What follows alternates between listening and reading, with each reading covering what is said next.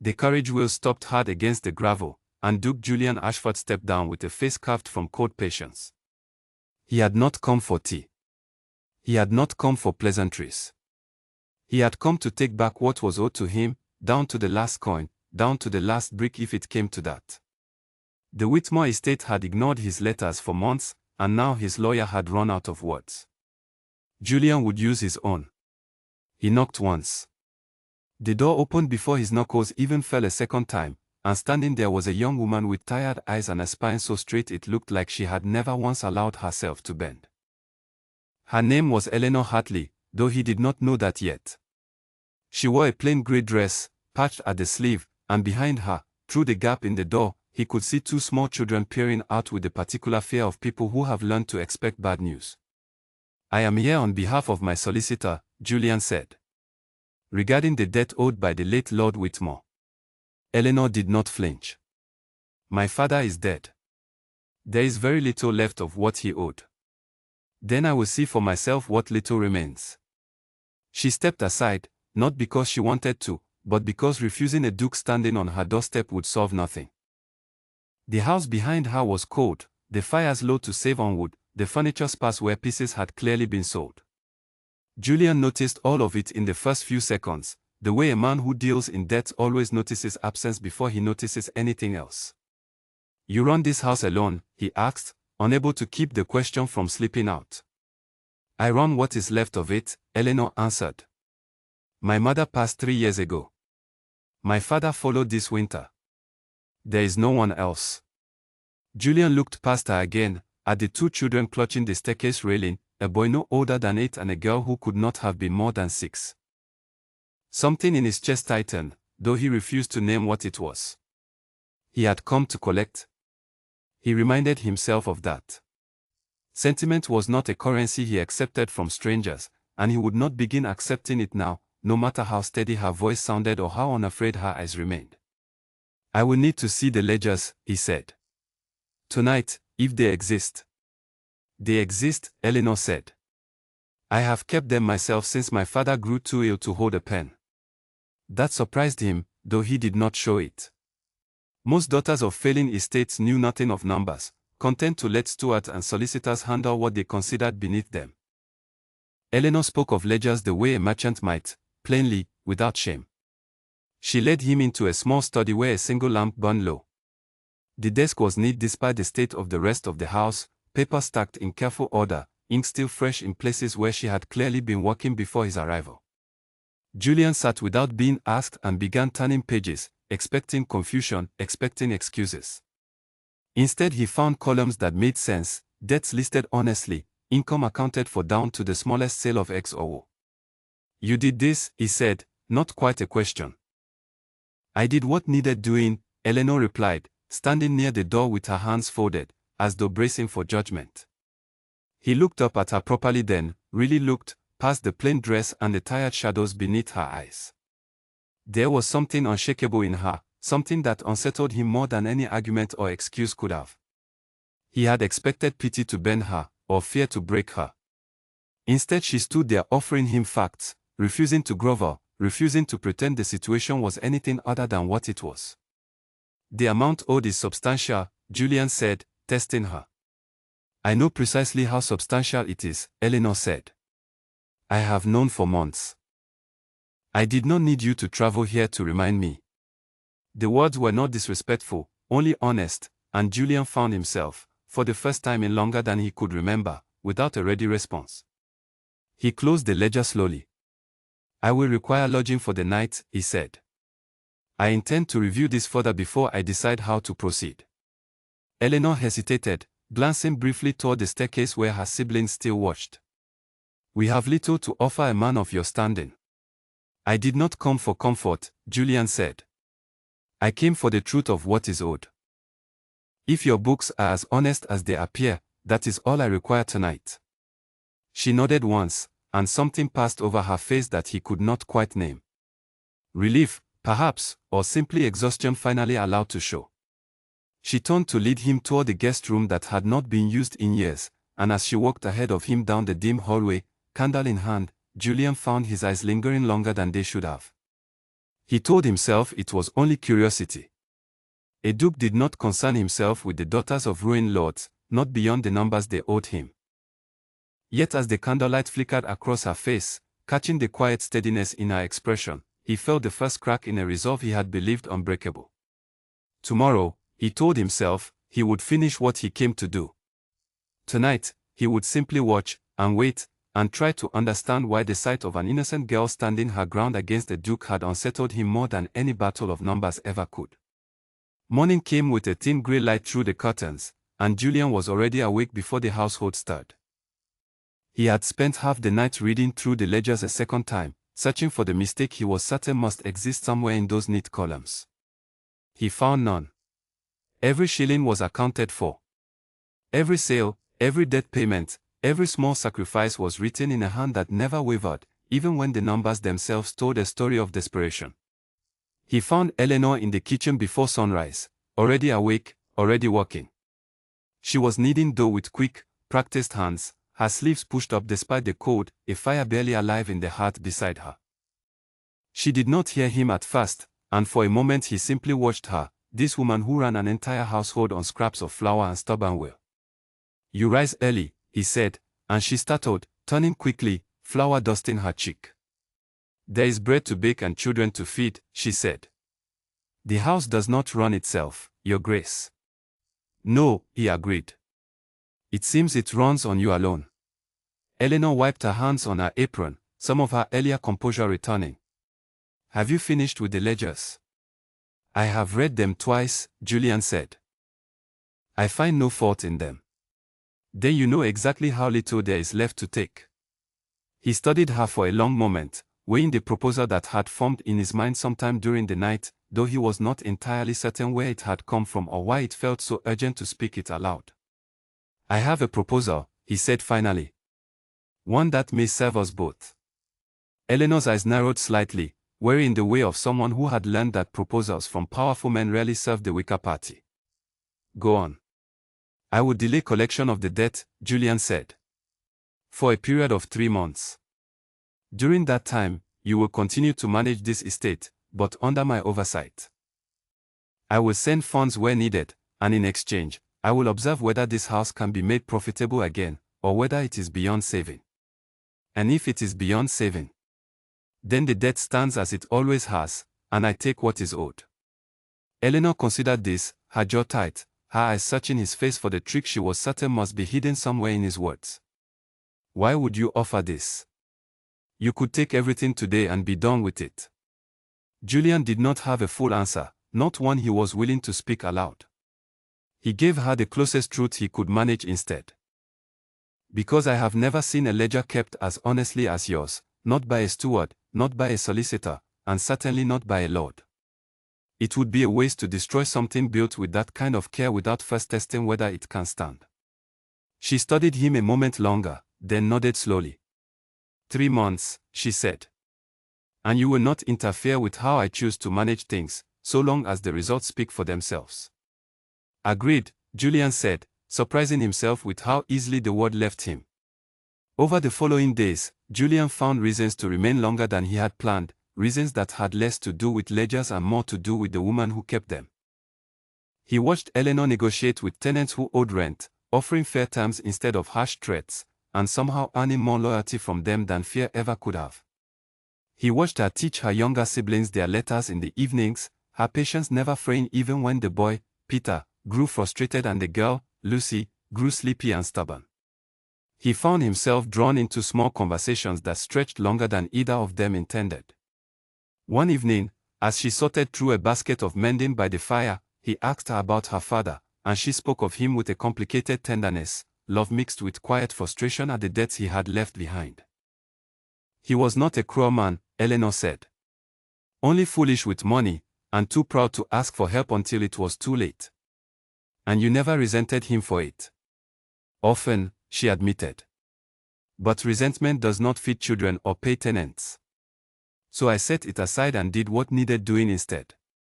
Julian found himself struck again by the simplicity of her answers, the absence of self-pity in a life that would have justified plenty of it. In his own world, among dukes and countesses and men who measured worth by title and land, he had grown used to conversations layered with hidden motives, every kindness weighed against some future advantage. Eleanor offered none of that. She simply told the truth, plainly, without performance. Their arrangement, at first strictly professional, began to soften into something else entirely. Julian found himself riding out to the estate more often than the terms of their agreement required, offering advice on matters she had not asked about, lingering over supper long after the practical matters had been settled. Eleanor, for her part, began to look forward to his visits in a way that unsettled her more than she wanted to admit, catching herself smiling at his approach before she remembered to guard her expression.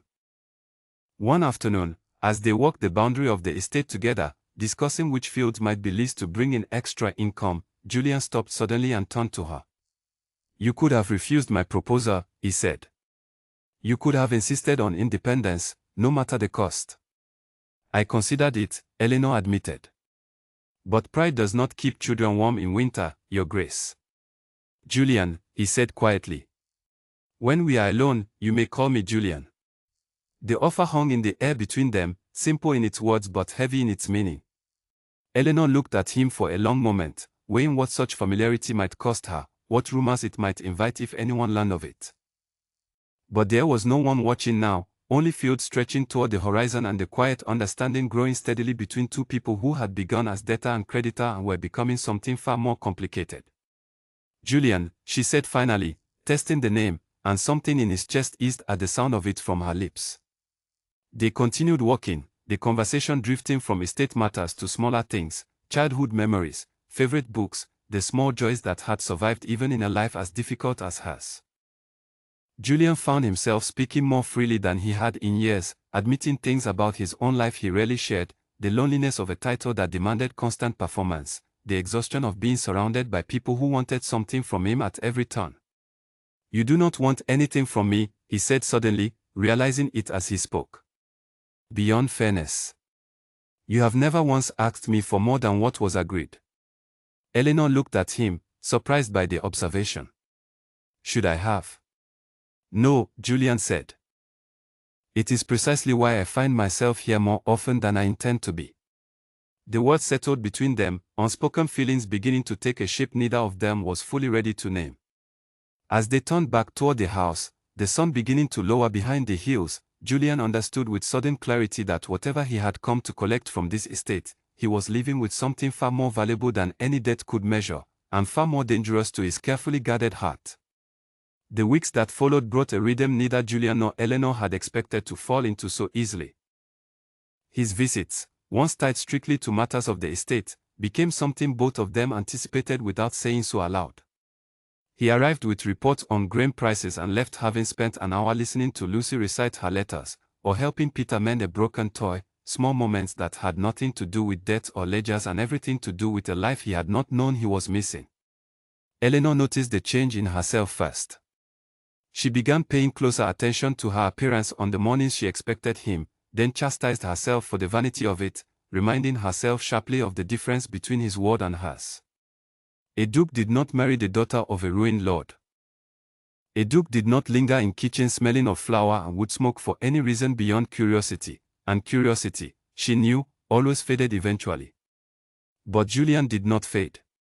If anything, his visits grew more frequent, and the excuses grew thinner. He no longer pretended the estate required his personal oversight every week.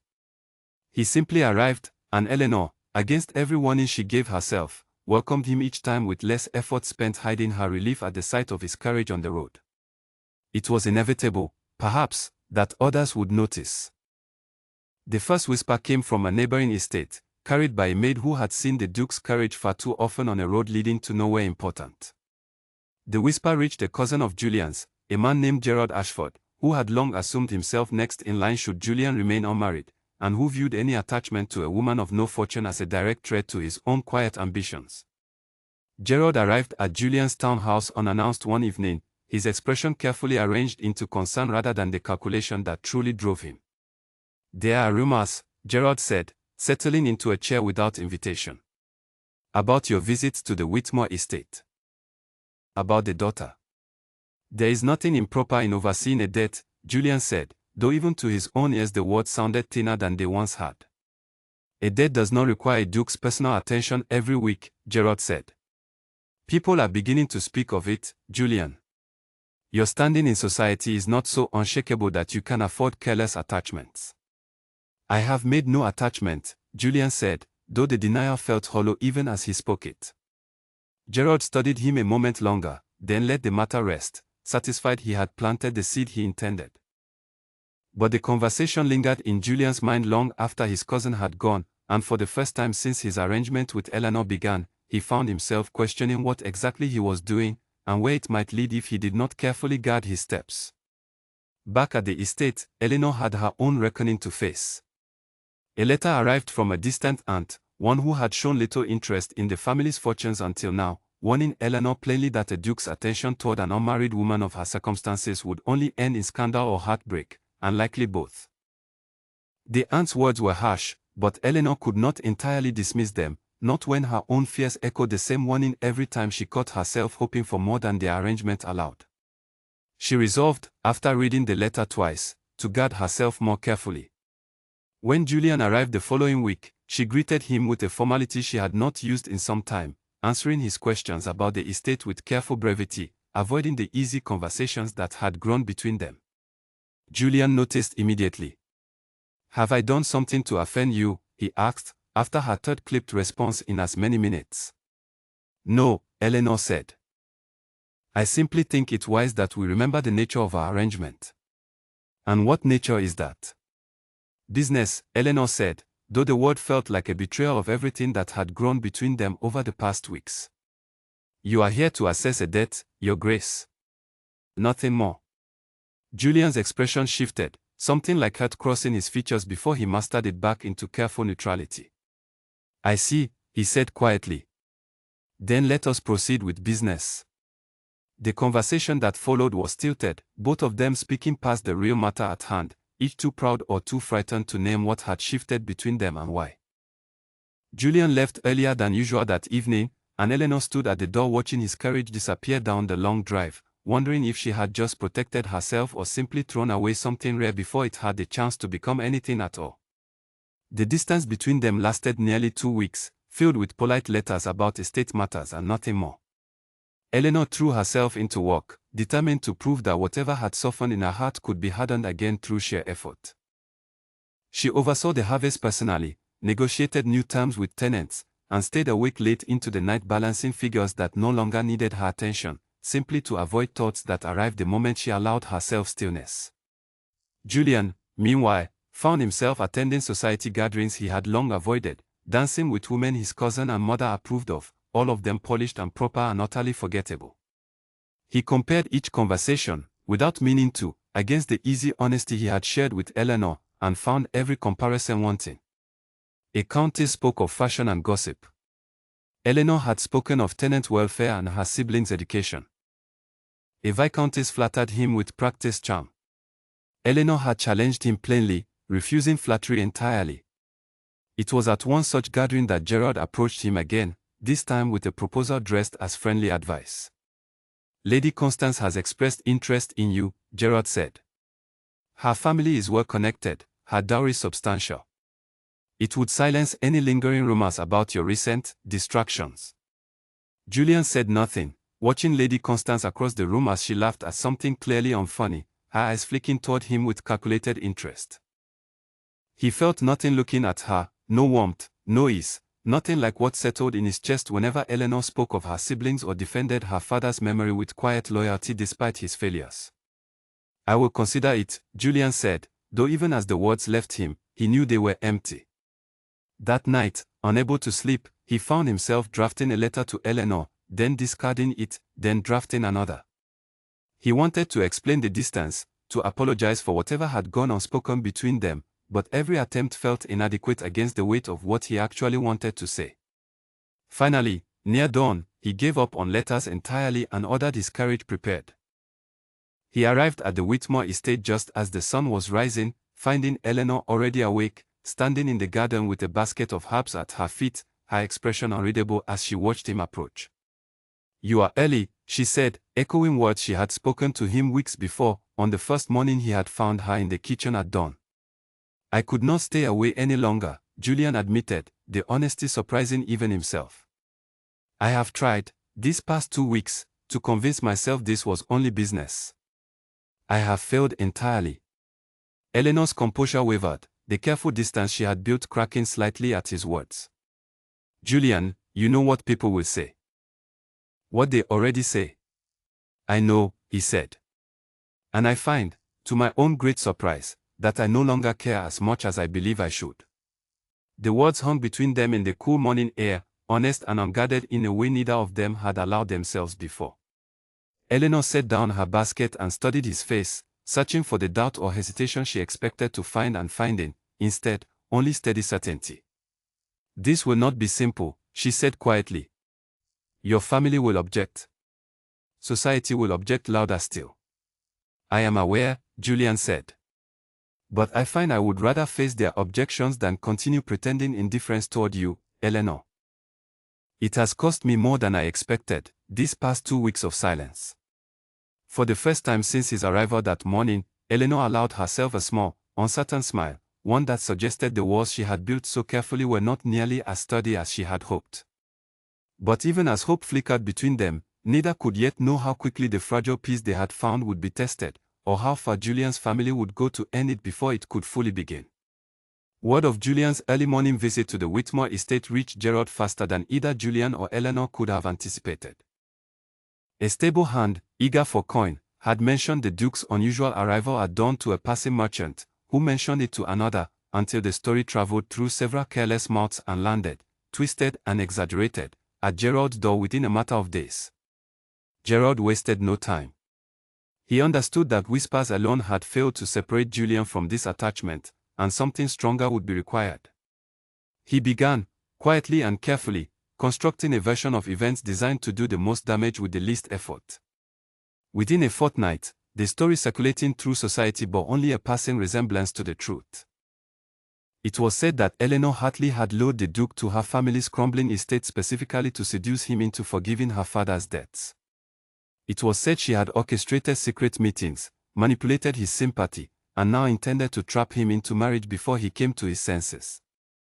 Some versions grew even crueler, suggesting things about her character that had no basis in truth whatsoever, painted only to make her seem as calculating and undeserving as possible. The rumors reached Julian's mother first, a formidable woman named Lady Margaret Ashford, who summoned her son to her drawing room the moment she heard the full extent of the gossip. Is it true, she demanded, before Julian had even taken a seat.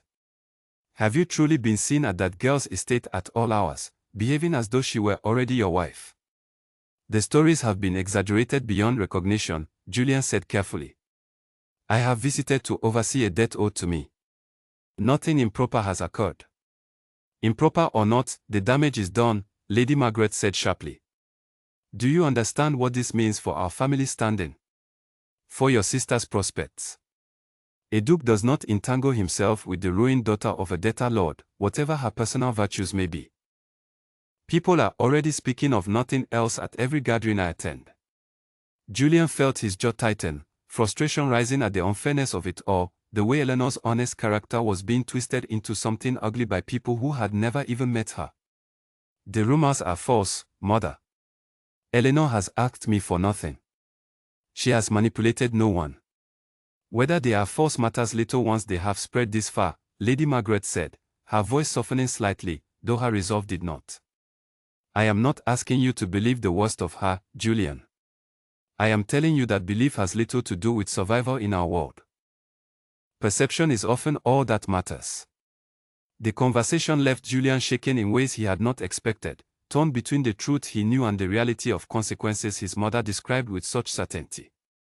He left her townhouse determined to fix the situation, though he was not yet certain how. Meanwhile, the rumors had reached Eleanor as well, carried to her by a sympathetic tenant who had heard them repeated at the market and thought it only fair she know what was being said. Eleanor listened in silence, her hands trembling slightly as the full weight of the accusation settled over her. She had done nothing wrong. She had asked Julian for nothing beyond the agreement they had made honestly and openly. Yet now her name was being spoken alongside words like scheming and manipulative, words that threatened to undo whatever fragile respectability her family still possessed. That evening, alone in her study after the children had gone to bed, Eleanor allowed herself, for the first time in months, to weep. Not for herself entirely, but for the unfairness of a world that would punish her for simply existing near a man of higher standing, regardless of how carefully she had behaved. When Julian arrived the following day, intending to reassure her that he would address the rumors directly, he found Eleanor changed, her expression guarded in a way that went beyond the careful distance she had kept weeks before. This time, the walls she built felt final. "You should not have come," she said, before he had even fully entered the room. "Eleanor, I know what is being said. None of it is true, and I intend to correct it publicly." "It does not matter whether it is true," Eleanor said, her voice steady despite the emotion clearly beneath it. "It only matters that it has been said, and that my name is now attached to scandal regardless of what actually occurred. My siblings will suffer for this. Any prospects Lucy might have had when she is grown will be tainted by rumors that began because I dared to speak honestly with a duke. I will not allow that to happen," Julian said firmly. "I will speak with anyone necessary, correct the record, defend your character publicly if that is what is required." "And how long before new rumors replace the old ones?" Eleanor asked. "How long before your family finds another reason to object, another scandal to invent, simply because I was never meant to belong in your world in the first place?" Julian stepped closer, his voice softening. "Then let us prove them wrong together. Let us show them exactly what has grown between us, honestly and without shame." "At what cost, Julian?" Eleanor asked, her eyes finally meeting his fully, revealing the exhaustion and hurt she had carried alone since the rumors began. "I have spent my whole life building something stable from nothing, protecting my siblings from every hardship I could shield them from. I cannot risk that stability on a hope that your world will ever accept someone like me, no matter how deeply you may care for me now." "Then what would you have me do?" Julian asked, frustration and desperation mixing in his voice. "Walk away? Pretend these past weeks meant nothing?" Eleanor was silent for a long moment, the weight of the decision settling over her like a physical thing. "I think," she said finally, "that it would be easier for both of us if you did not return here again. Let the rumors fade in your absence. Let my family rebuild whatever reputation remains without further complication." The words struck Julian harder than any argument his mother or cousin had made. He looked at Eleanor, searching for some sign that she did not truly mean what she said, but found only quiet resolve, the same steady composure that had first drawn him to her on the day he arrived to collect a debt. "If that is truly what you wish," he said slowly, "I will respect it. But know that I do not walk away because I believe the rumors, or because I have stopped caring for you, Eleanor. I walk away only because you have asked me to, and because I would not force my presence where it causes you further harm." He left that evening without another word, and Eleanor stood at the window long after his courage had disappeared, wondering if she had just made the wisest decision of her life or the greatest mistake she would ever regret. The following morning, she began quietly making arrangements to leave the estate herself, convinced that distance and time were the only remedies left for a scandal that had grown far beyond her ability to control, unaware that Julian, in a townhouse across the city, had already begun planning exactly how he intended to fix what his family and his own hesitation had broken. Julian spent 3 sleepless nights turning the problem over in his mind, and by the 4th morning, he had arrived at a decision that surprised even himself in its boldness. He would not simply deny the rumors quietly among friends and family. He would confront them directly, publicly, in the one place where gossip held the most power and where a clear denial would carry the most weight. Lady Margaret hosted an annual gathering each year, drawing nearly every prominent family in society under one roof, and it was scheduled to take place within days. Julian had avoided such gatherings for weeks, unwilling to face the whispers and knowing looks that followed him through every room. Now, he intended to attend deliberately, and to speak plainly before anyone else could speak for him. He arrived early, before most of the guests had gathered, and found Gerald already present, engaged in quiet conversation with a small cluster of society matrons who seemed entirely too pleased with themselves. Julian recognized the particular satisfaction on his cousin's face immediately, the look of a man who believed his scheme had succeeded completely. "Gerald," Julian said, approaching the group without hesitation. "I understand you have taken quite an interest in my personal affairs these past weeks. The matrons fell silent, sensing tension where they had previously enjoyed only gossip. Gerard's expression flickered, though he recovered quickly.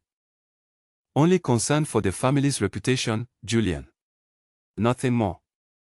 Then you will not object to hearing the truth, rather than whatever version has been circulating, Julian said, raising his voice slightly, enough that nearby guests began to take notice and drift closer, drawn by the promise of finally hearing the story directly from the source. The rumors regarding Miss Eleanor Hartley are false, Julian continued, addressing the growing crowd rather than Gerard alone. She has manipulated no one.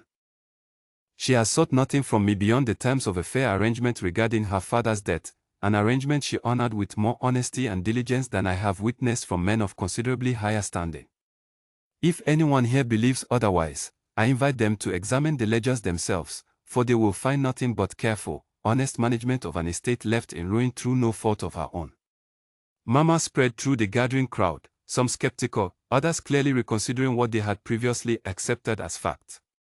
Gerard, sensing the tide shifting against him, attempted to interject.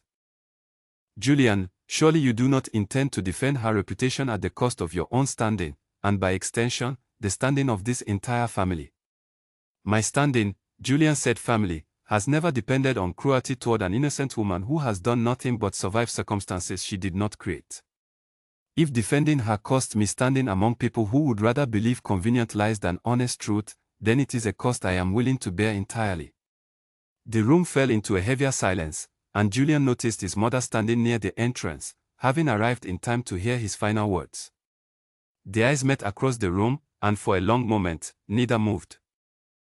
Then, slowly, Lady Margaret stepped forward. My son speaks the truth, she said, her voice carrying clearly through the gathered crowd, surprising nearly everyone present, including Julian himself. I have made inquiries of my own these past days, quietly, away from gossip. Miss Hartley's character has been confirmed by every tenant and servant who has ever dealt with her. She is precisely as honest as my son describes, and I find myself, reluctantly perhaps, willing to accept whatever choice he makes regarding her, provided it is made with clear eyes and full understanding of what it will require. Gerard's face paled, understanding immediately that whatever advantage he had gained through careful rumor and manipulation had just evaporated entirely, replaced by open family support for the very attachment he had sought to destroy. He offered no further argument, retreating quietly from the gathering as conversation shifted around him, curiosity now replacing scandal in the minds of those present. Julian did not linger at the gathering long after that. He left within the hour, ordering his carriage toward the Whitmore estate with an urgency he had not felt in years, uncertain whether Eleanor would still be there, uncertain whether his public defense had come in time, or whether she had already begun the departure she had mentioned in their final conversation. He arrived to find the estate quieter than usual, several trunks visible through an open door, evidence that Eleanor had indeed begun preparing to leave. His heart sank at the sight, fearing he had arrived too late, but as he stepped from his carriage, Eleanor emerged from the house, stopping abruptly at the sight of him. Julian, she said, surprise evident in her voice. I did not expect you to return. I could not stay away, he said, echoing words he had spoken to her once before, though this time with far greater certainty behind them. I have spent the morning defending your character publicly, before my entire family and half of society. The rumors have been addressed. My mother herself has spoken in your defense. Eleanor stared at him, clearly struggling to process what he had just told her. Your mother. She made her own inquiries, Julian said, stepping closer. She found only truth where others found convenient scandal. Eleanor, I did not come here today merely to inform you of what happened at that gathering. I came because I could not accept the idea of losing you simply because cruel people chose to spread lies rather than accept an honest truth they found inconvenient. And what truth is that? Eleanor asked quietly, though her eyes suggested she already suspected the answer. That I love you, Julian said plainly, the words arriving with none of the hesitation he had expected. Not because of any arrangement, not because of debts or ledgers, but because you are the most honest, steady, remarkable person I have ever known. I do not care what my standing costs me if it means spending my life with someone who has never once asked me for anything beyond fairness. Eleanor's composure finally broke entirely, tears gathering in her eyes, though her expression remained something closer to disbelief than sorrow. Julian, I have spent every day since we parted convincing myself this was impossible. That your world would never truly accept me, regardless of what either of us wanted. Then let us prove that conviction wrong, together, Julian said, reaching for her hand. I have already torn up the original debt entirely, Eleanor. Not as part of any arrangement, but because I never wanted our connection built on anything owed between us. What I want from you now has nothing to do with ledgers or numbers. I want simply to know if you will have me, honestly and completely, regardless of whatever difficulties may still lie ahead. Eleanor looked at him for a long, quiet moment, the weight of everything they had endured settling into something lighter, something that finally felt possible rather than impossible. Yes, she said finally, her voice steady despite the tears now falling freely. Yes, Julian, I will have you. The trunks remained unpacked that day, forgotten entirely as Julian gathered Eleanor into his arms, both of them finally allowing themselves to believe in something neither had dared hope for when he had first arrived at her door months before, intending only to collect a debt. In the months that followed, their union became the very thing society had once whispered scandal about, though now spoken of with admiration rather than judgment. Lucy and Peter grew up under the care of a household finally free from the fear of ruin, educated properly, wanting for nothing. Gerald's schemes, exposed publicly and thoroughly, cost him whatever standing he had hoped to gain, while Julian's reputation, rather than suffering as his mother once feared, grew only stronger for the honesty and loyalty he had shown when it mattered most. Eleanor never forgot the day a duke had arrived at her door intending only to claim what was owed to him. She often thought, in quiet moments by the fire with her husband beside her, that the greatest debt ever collected that day had not been paid in coin at all, but in the discovery of a love neither of them had expected, built not on titles or fortune, but on honesty, patience, and the quiet courage of two people willing to risk everything for something real.